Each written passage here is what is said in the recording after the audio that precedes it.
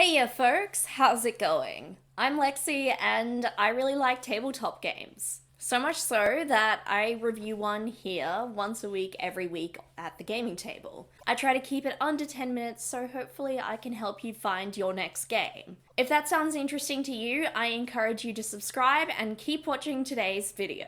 Today I am reviewing a game that was sent to me. I always look forward to seeing how people trust me with their works to review. I've actually received games from these creators before, and I'm really happy that they thought my reviews were good enough that they would send more out. If you would like to send me a game, please reach out. I've popped the details of how to do so in the description of this video.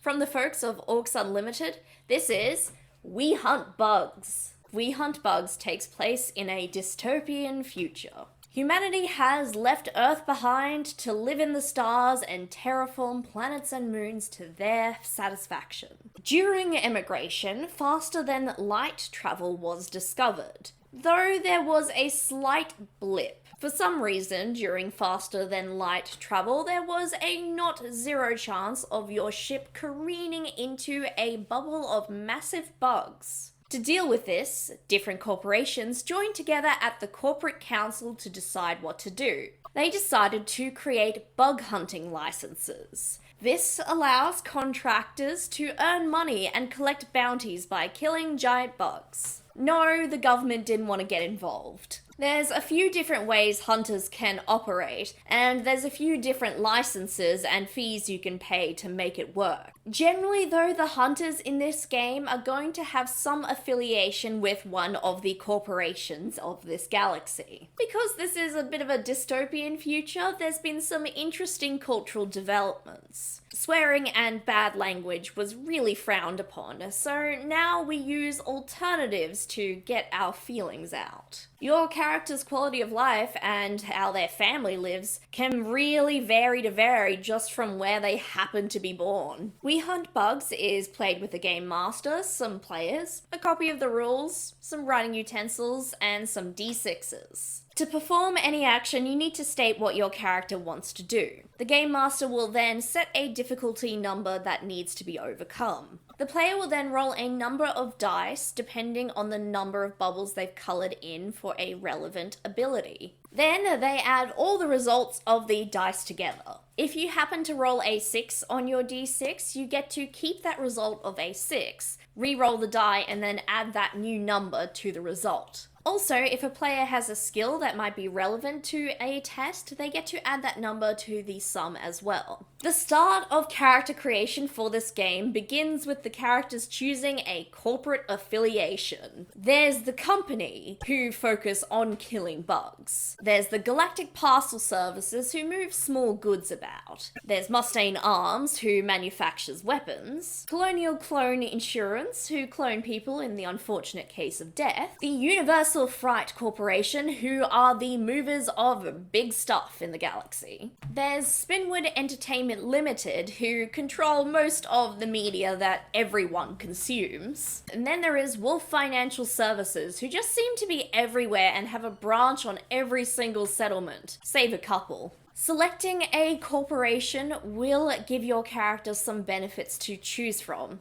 They're all actually unique to.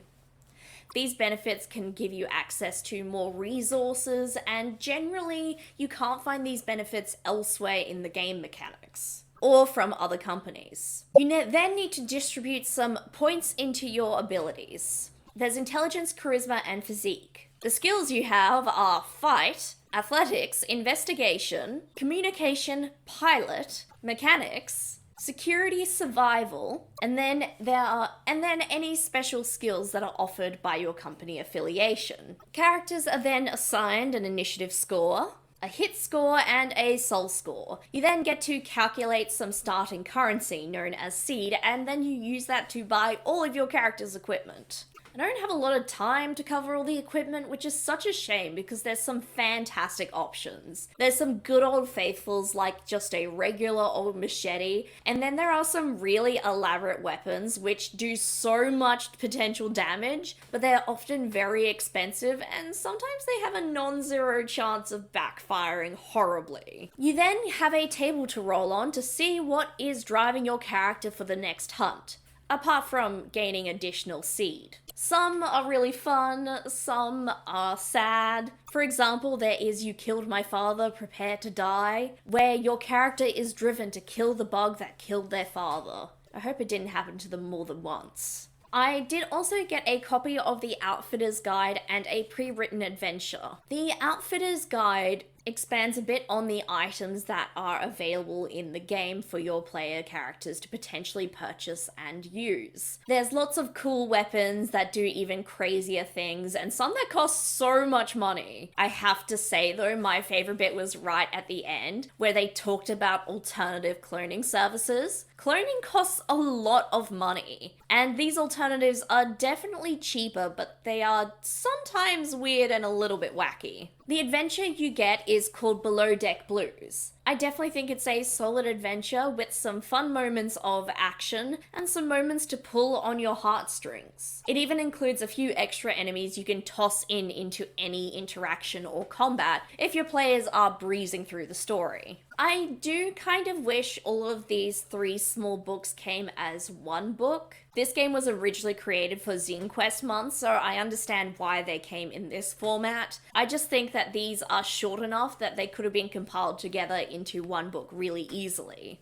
If you are looking for a science fiction role-playing game that is fast and easy to pick up, then I think this one could be a great option. You are bound into the concept of hunting bugs though, so if that doesn't appeal, perhaps you need something else. The future in this one isn't an exactly optimistic one, but it is very exciting. If you are looking for a dense science fiction game, then I don't think this is it, but I do have a playlist of science fiction role-playing games, so you can check that out instead. I really like the concept of this game and the humor in it. It sort of winks at you every so often.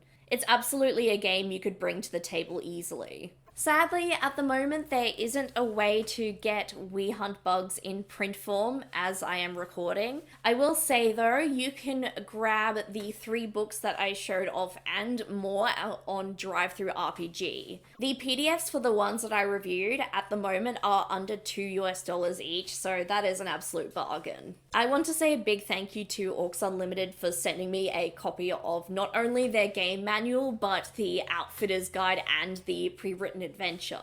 I've enjoyed their other games in the past, and I'm looking forward to seeing what they get up to in the future.